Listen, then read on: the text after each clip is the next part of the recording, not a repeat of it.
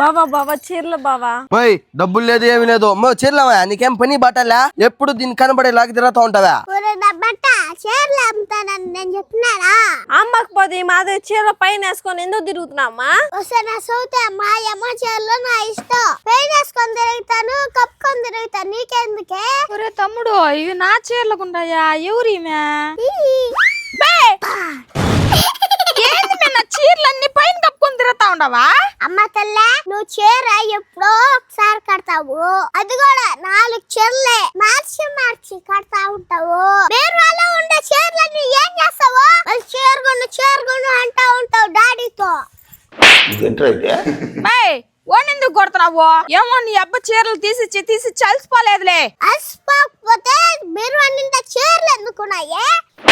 ఎందుకు మా తమ్ముడిని కొడతావు, మా మరదల్ని కొడతావు? అసలు ఎవరు చీరలు బయటమనిందా? అమ్మా ఇప్పుడు 3 ఇదులు తిప్పిందమ్మా చీరలు ఎత్తుకోనా తిరిగినాను గాని యాలం వేసి అమ్మేసినావా?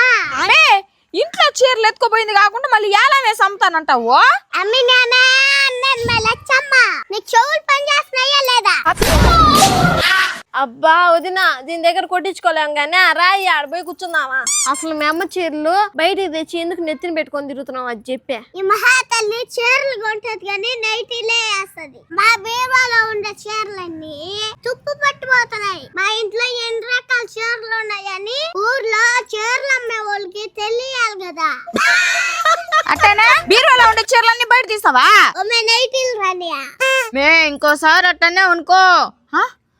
రాయ్యా ఏమే అందరూ బయట కూర్చొని చీరలు పెట్టుకున్నావా? మళ్ళీ కొంటా ఉన్నావా? అబ్బా గుత్తులకి ఎప్పుడు ఇదే పని. నేను చీరలు కొన్నానని నేను కొన్న చీరలు అన్ని ఒక్కదాన్నే కట్టుకుంటానా? నువ్వు కట్టుకుంటాననే మాట నీ నోట్లో ఎందుకు వస్తుంది? నువ్వు ఎప్పుడు చీరలు కట్టుకొని ఎప్పుడు ఆడుకో అమాసుకో ఒక చీర కడతావు. అందుకే మన ఇంట్లో ఎన్ని చీరలు ఉన్నాయని ఊరంతా చూపించిన.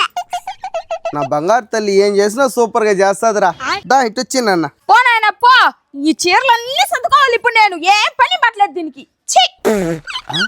మీ అక్క చీరలు ఎత్తుకొని ఊరంతా తిరిగిన దానికి డబ్బులేరా?